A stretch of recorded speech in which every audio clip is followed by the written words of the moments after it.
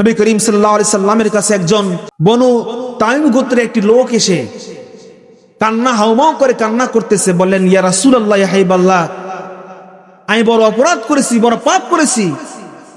আমি তো মুসলমান হয়েছি, এখন আপনার হাতে কালেমার শাহাদাত বরণ আমি গ্রহণ করেছি, আমি কালেমায়ে তাইবা পড়েছি, আমি ঈমান এনেছি, আমি মুসলমানের কাতারে এসেছি, কিন্তু আমি বড় একটু অপরাধ করেছি, এই জন্য কি আল্লাহ আমাকে মাফ করবে?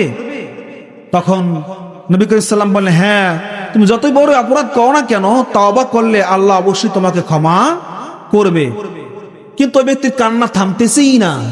নবী করিম সাল্লাম বলেন, আমি তো বললাম, আমি তো গ্যারান্টি দিলাম, হ্যাঁ আল্লাহ তোমাকে ক্ষমা করেছেন, কিন্তু তুমি এখনো কান্না করো কেন?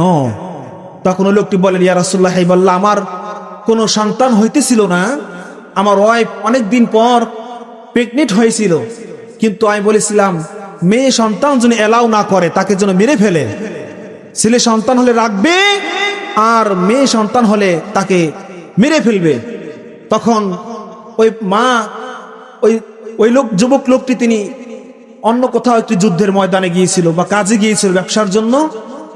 তো ওই সময় আসার পরে দেখলেন, তার বাসায় যখন আসলেন দেখলেন ছোট্ট একটি ফুটফুট একটি মেয়ে। তখন জিজ্ঞাসা করলেন তার ওয়াইফকে, যে বাচ্চা মেয়েটি কে? বলেন, আমার প্রাণ প্রিয় স্বামী, এই মেয়েটি হচ্ছে আমার নিজের মেয়ে। তুই বলেছিলে মেয়েটাকে মেরে ফেলতে, কিন্তু এত সুন্দর হয়েছে, আল্লাহ পাক আমাকে দিয়েছেন, আমি মারতে পারলাম না। আমি এই বাচ্চা মেয়েটাকে দূরে একটি জায়গায় পাল্টে দিয়েছিলাম, কিন্তু ওর কষ্ট হচ্ছিল, আমারও কষ্ট হচ্ছিল, আমার মেয়ে অন্যের বাড়িতে বড় হচ্ছে, ওকে দিয়ে কাজ করাচ্ছে, তাই আমি নিয়ে আসলাম।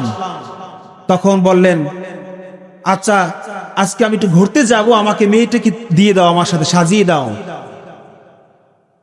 তো মেয়ের মা তখন সুন্দর করে সাজিয়ে গুছিয়ে দিয়ে দিলেন বাবার সাথে।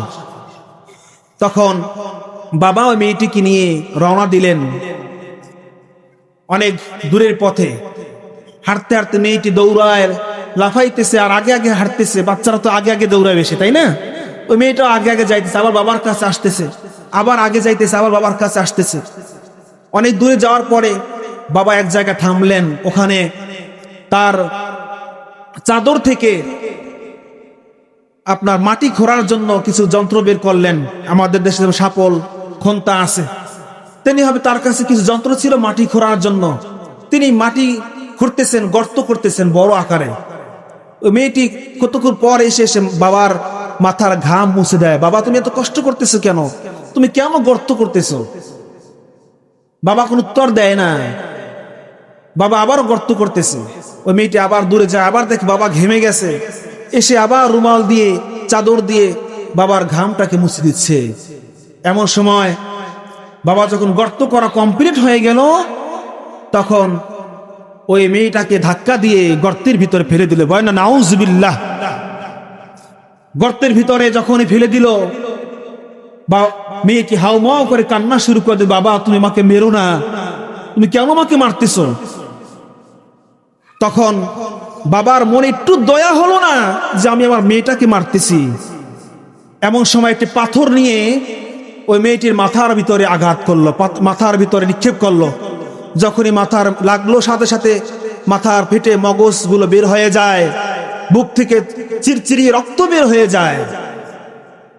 ওই মেয়েটি চিৎকার করে করে ওখানেই ইন্তেকাল করেন। তারপর চাপা মাটি দিয়ে দিল। নবী করিম সাল্লাল্লাহু আলাইহি সাল্লামের কাছে যখন এই যুবক লোকটি কান্না করে করে বলতেছি, ইয়া রাসূলুল্লাহ, ইয়া হাবিবাল্লাহ, আমি এত বড় অন্যায় করেছি, আমার এই অন্যায় কি মাফ হবে?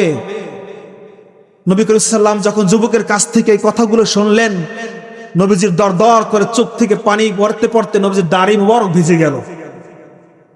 সমত হাজরিন, এই আইয়ামে জাহিলিয়াতের যুগে এভাবে জীবন্ত মেয়েদেরকে তারা হত্যা করত, দাফন করত।